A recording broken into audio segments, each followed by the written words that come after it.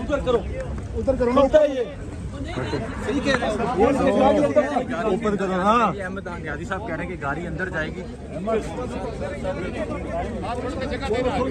गाड़ी अंदर। अबड़ो साहब खोले, खोलो अबड़ो साहब खोलो। क्या हो गया?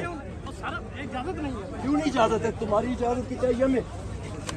चलो खोलो, ऊपर अंदर जाएगी गाड़ी।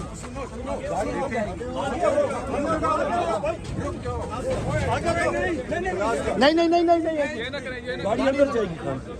गाड़ी अंदर, खान की गाड़ी अंदर जाएगी। हाँ, बाकी कोई नहीं जाएगा, सिर्फ खान की गाड़ी। गाड़ी खान के अंदर जाएगी। खान को छोड़े नाम यार तो नहीं उतार सकते खान से। नहीं बिल्कुल कोई पता नहीं।